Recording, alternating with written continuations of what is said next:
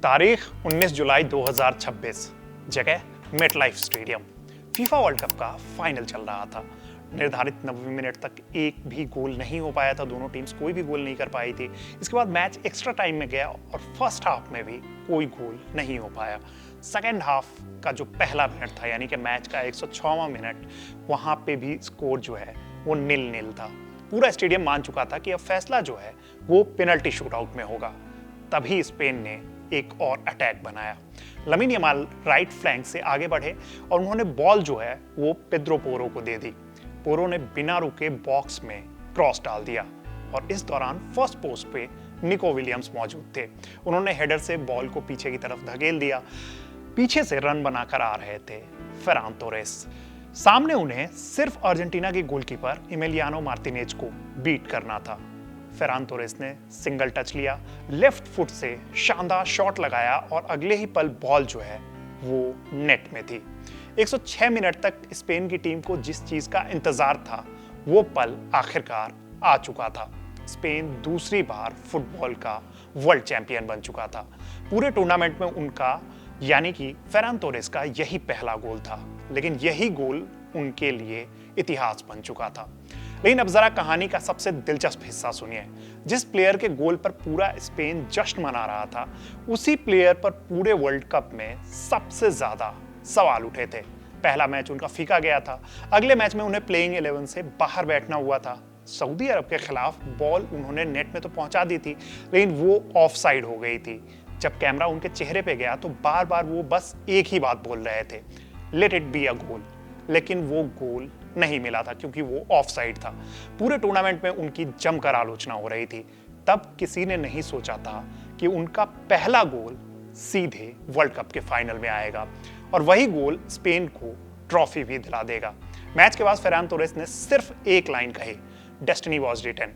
यही लाइन बाद में पूरी दुनिया में वायरल हो चुकी है। फीफा की रिपोर्ट भी बताती है कि टूर्नामेंट की मुश्किल शुरुआत के बाद उन्होंने सबसे बड़े स्टेज पर अपने करियर का सबसे बड़ा गोल कर दिया। नमस्कार, मेरा नाम है रविराज और आज हम आपको ऐसे लड़के का किस्सा सुनाने जा रहे हैं जिसे पूरे टूर्नामेंट के दौरान सबसे ज्यादा ट्रोल किया गया, लेकिन उन्होंने इस सब का जवाब सिर्फ एक गोल से दिया, और वो भी एक ऐसा गोल जिसने सिर्फ स्पेन को वर्ल्ड चैंपियन नहीं बनाया, बल्कि दूसरी तरफ लायनल मेसी के आखिरी वर्ल्ड कप का सपना भी खत्म कर दिया। यानी कि उनके back to back world cup जीतने का सपना जो है वो भी खत्म कर दिया। अब इस कहानी की शुरुआत करते हैं स्पेन के छोटे से शहर फोयोस से। यही 29 फरवरी 2000 को फेरान तोरेस का जन्म हुआ। फुटबॉल उनके लिए सिर्फ एक गेम नहीं था, यही उनकी पूरी दुनिया थी। सिर्फ 6 साल की उम्र में उन्होंने वेलेंसिया की एकेडमी ज्वाइन कर ली थी। वहां पहुंचते ही कोचेस को समझ आ गया था कि ये लड़का जो है बाकी लड़कों से कुछ अलग है। उसने सामने वाले डिफेंडर्स को डराना शुरू कर दिया था। बॉल मिलते ही पहला ख्याल उन्हें यही आता था कि सामने वाले प्लेयर को यानी कि डिफेंडर को कैसे बीट करना है। लेकिन 12 साल की उम्र में उनकी हाइट अचानक से तेजी से बढ़ गई। कुछ समय के लिए उनका बैलेंस और कोऑर्डिनेशन जो है वो संतुलन नहीं बन पा रहा था। उन्हें खुद लगने लगा कि पहले जैसी जो टच थी उन्हें वो अब मिस कर रहे हैं। द गार्डियन के मुताबिक ये दौर कुछ महीनों तक चलता रहा, लेकिन जब उनका शरीर उस बदलाव के साथ एडजस्ट हुआ तो वो पहले से भी ज्यादा बेहतर खिलाड़ी बन चुके थे। बचपन में फेरान तोरेस जिस प्लेयर को सबसे ज्यादा पसंद करते थे वो थे दाविद सिल्वा, यानी जो प्लेयर वेलेंसिया और मैनचेस्टर सिटी के स्टार रह चुके थे, स्पेन के हीरो थे। फेरान तोरेस का सपना था कि एक दिन वो भी उसी रास्ते पे चलेंगे और शायद इसी वजह से वो अपनी उम्र के प्लेयर्स के साथ कम और अपने से बड़े प्लेयर्स के साथ ज्यादा खेलते थे। स्पेन की जूनियर टीम में उनका सिलेक्शन लगातार होता रहा। अंडर 17 टीम के कोच शांति देना कहते थे कि इस लड़के के पास टॉप लेवल तक पहुंचने के लिए हर चीज मौजूद है। द गार्डियन के मुताबिक वेलेंसिया एकेडमी के अंदर भी यही चर्चा होती थी कि अगर वहां से कोई बड़ा स्टार निकलेगा तो वो फेरान तोरेस ही होगा। साल 2016 में 16 साल की उम्र में फेरान तोरेस ने वेलेंसिया की बी टीम मेस्तेया के लिए डेब्यू किया। पहले मैच में टीम को हार का सामना करना हुआ और उस दिन उन्होंने कुछ ऐसा नहीं किया जिसे देखकर लगे कि ये लड़का आगे चलकर वर्ल्ड फुटबॉल में कोई बड़ा प्लेयर बनेगा।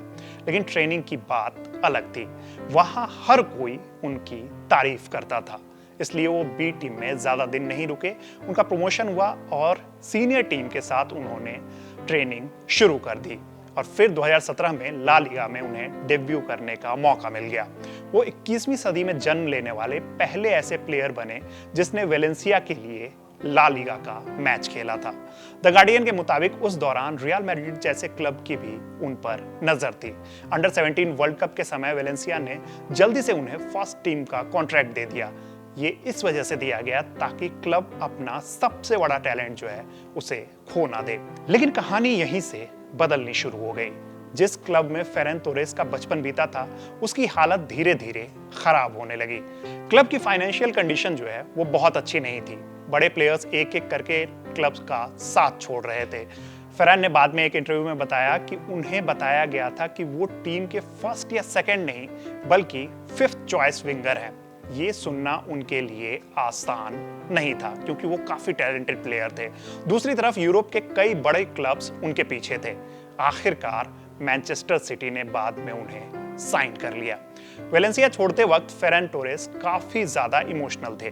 उनकी और उनकी बहन अरांत्सा के पैरों पर एक जैसा टैटू बना है जिस पे लिखा है रिफ्यूज टू सिंक, यानी इसे आसान भाषा में समझे तो इसका मतलब ये निकल के आता है कि मैं हार मानने से इनकार करता हूं। मैनचेस्टर सिटी पहुंचना फेरान तोरेस के लिए किसी सपने की पूरा होने जैसा था। सामने दुनिया के सबसे महान कोच में से एक पेप ग्वार्डियोला थे। टीम में पहले से ही रहीम स्टर्लिंग, रियाद महराज, फिल फोडेन और गैब्रियल जेसुस जैसे प्लेयर्स मौजूद थे। ऐसे में शुरुआती मुकाबला सिर्फ विरोधी टीम से नहीं था बल्कि अपनी जगह प्लेइंग 11 में बनाने का था। फिर भी फरहान ने मौका मिलते ही अपना असर जो है वो दिखाना शुरू कर दिया। अपने पहले सीजन में उन्होंने कई अहम मैचेस में गोल किए और धीरे धीरे उन्होंने साबित कर दिया कि वो सिर्फ भविष्य का प्लेयर नहीं बल्कि बड़े मैचेस में फर्क पैदा करने वाला फुटबॉलर बन चुका है।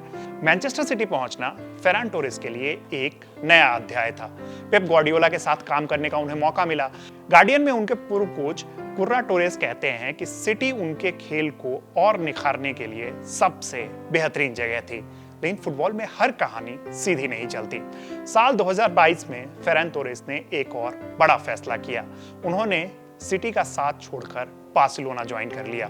शुरुआत अच्छी रही लेकिन जल्द ही मुश्किलें भी सामने आने लगी। कभी चोट, कभी खराब फॉर्म और कभी टीम में जबरदस्त कंपटीशन। कई बार ऐसा लगा कि फेरान तोरेस फिर से बेंच पर सिमट कर रह जाएंगे। सोशल मीडिया पर उनकी काफी आलोचना होने लगी। हर मिस हुए चांस के बाद मीम्स बनने लगे। द गार्डियन के मुताबिक फेरन ने इस दौर में खुद पर काम करना नहीं छोड़ा। वो बार बार यही कहते रहे कि मेहनत और धैर्य ही उन्हें वापस ऊपर लेकर आएगी। जब टीम में जगह पक्की नहीं थी तब भी वो चुपचाप अपना काम करते रहे, यानी कि वो ट्रेनिंग जो है उन्होंने जारी रखी, अपने आप को बेहतर बनाने की कोशिश करते रहे। और जब कई लोगों ने कहना शुरू कर दिया कि शायद फेरान तोरेस अपनी पूरी क्षमता तक कभी भी नहीं पहुंच पाएंगे, तब भी उन्होंने उस बात पर ध्यान नहीं दिया। द गार्डियन के मुताबिक फेरान हमेशा मानते थे कि मुश्किल दौर हमेशा नहीं रहता, लेकिन अगर प्लेयर हार मान ले तो वापसी करनी आसान नहीं होती है। फिर आता है फीफा वर्ल्ड कप 2026। स्पेन उम्मीदों के साथ टूर्नामेंट में उतरा था, लेकिन फेरान तोरेस के लिए शुरुआत बिल्कुल वैसी नहीं रही जैसा उन्होंने सोचा होगा। पहले मैच में वो कोई भी प्रभाव नहीं छोड़ पाए। अगले मैच में उन्हें शुरुआती टीम यानी कि प्लेइंग 11 से बाहर बैठना हुआ। सऊदी अरब के खिलाफ उन्होंने बॉल को, जैसा कि मैंने पहले बताया था, कि नेट में पहुंचा दिया, लेकिन ऑफसाइड का झंडा ऊपर उठ चुका था। कैमरा उनके चेहरे पे गया और वो काफी निराश होकर बस यही कहते दिखे, लेट इट बी अ गोल। लेकिन किस्मत उस दिन उनके साथ नहीं थी। फीफा की रिपोर्ट के मुताबिक पूरे टूर्नामेंट में उनका इंतजार सिर्फ एक गोल का नहीं था बल्कि एक मौके का था। और फिर आया वही मौका जिसका वो कब से इंतजार कर रहे थे। 19 जुलाई 2026 वर्ल्ड कप का फाइनल मैच। 105 मिनट तक अर्जेंटीना का डिफेंस जो है वो कैसे भी उस मैच में बचता रहा, यानी कि स्पेन की टीम बेहतरीन खेल दिखाती रही। वन साइडेड मैच चल रहा था लेकिन स्पेन की टीम जो है वो गोल नहीं कर पा रही थी। मैच जो है वो पेनल्टी शूटआउट की तरफ बढ़ रहा था और उस मैच में अगर आप देखोगे तो अर्जेंटीना की टीम चाह भी रही थी कि ये मैच जो है वो पेनल्टी शूटआउट में जाए, लेकिन स्पेन ने जैसे ही सेकेंड हाफ एक्स्ट्रा टाइम का शुरू हुआ, एक शानदार मूव बनाया।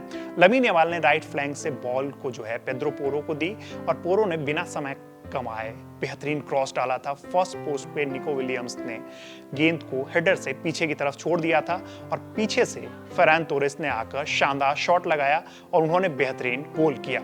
उस वक्त उनके सामने सिर्फ, जैसा कि मैंने पहले बताया, कि वहां पे अर्जेंटीना के गोलकीपर एमिलियानो मार्टिनेज थे। 1 सेकंड से भी कम समय में उन्हें फैसला लेना था।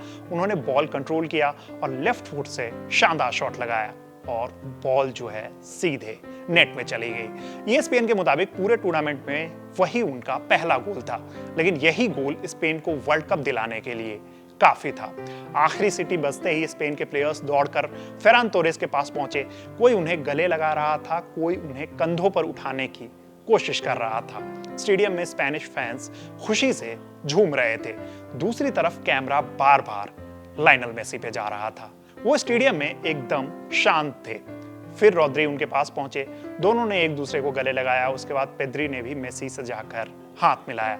मैच के बाद जब फेरान तोरेस से उस गोल के बारे में पूछा गया तो उन्होंने सिर्फ 3 शब्द कहे, डेस्टिनी वॉज रिटन। शायद यही इस कहानी का सबसे खूबसूरत अंत भी है। जिस प्लेयर ने पूरे टूर्नामेंट में आलोचना झेली, जिसने ऑफसाइड गोल का दर्द देखा, जिसने बेंच पर बैठकर इंतजार किया, उसी प्लेयर ने दुनिया के सबसे बड़े मैच में इतिहास लिख दिया। फुटबॉल शायद इसी वजह से सबसे अलग खेल है। यहाँ हीरो बनने के लिए जरूरी नहीं है कि आप पूरे टूर्नामेंट के स्टार हो। कभी कभी सिर्फ एक पल, सिर्फ एक गोल और पूरी दुनिया आपको हमेशा के लिए याद रख लेती है। और अब फरहान तोरेस को भी दुनिया भर के फुटबॉल फैंस कभी भी नहीं भूलने वाले हैं। तो ये थी फरहान तोरेस की कहानी। ये कहानी आपको कैसी लगी हमें कमेंट बॉक्स में जरूर बताइएगा। मेरा नाम है रविराज, देखते रहिए कड़क। धन्यवाद।